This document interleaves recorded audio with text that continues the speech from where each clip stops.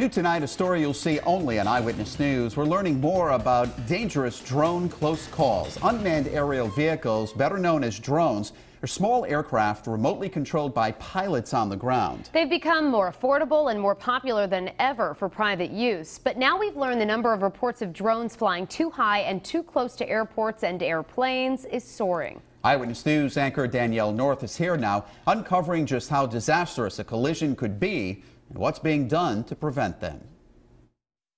The Federal Aviation Administration says it receives more than 24 reports a month from pilots who say they've spotted drones or model airplanes near their aircraft. Remote-controlled aircraft or what? Something just went by the other way. An alert to Denver International Air Traffic Control from a pilot in the area of the airport. A warning about an unmanned aircraft flying dangerously close to the path of his plane. I'm sorry, and what was the position? About 20 to 30 seconds ago.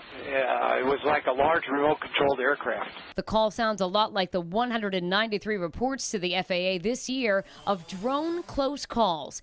Here's a warning of a drone sighting from air traffic control in Nashville to a pilot with a plane full of passengers getting ready for the most crucial part of the flight, the landing. Cleared to land, and just for a heads up in case it happens to move, the previous aircraft landing on the right side reported a drone about 300 feet AGL over the little shopping area. Okay, we'll keep it out. Thanks for the heads up.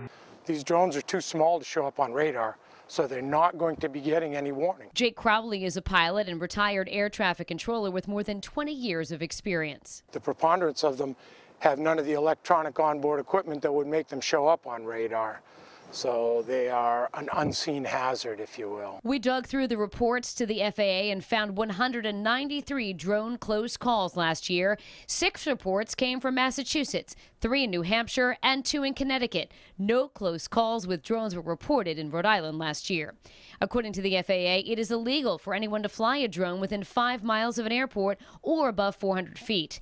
The FAA says operators who fly drones for fun are, quote, all clear to do so as long as they follow the guidelines. But with more than 25 near misses reported each month, these limits aren't stopping everyone. A goose took down the U.S. air flight that landed on the Hudson, and if I'm not mistaken, a goose is a lot softer than a drone.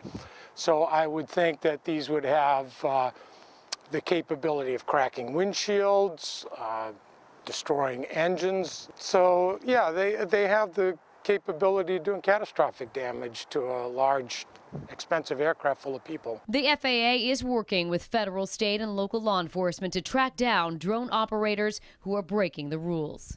We contacted the FAA, and in a statement they said the reason for more of these close calls and sightings is actually better record keeping and more awareness from pilots. I'm Danielle North, Eyewitness News.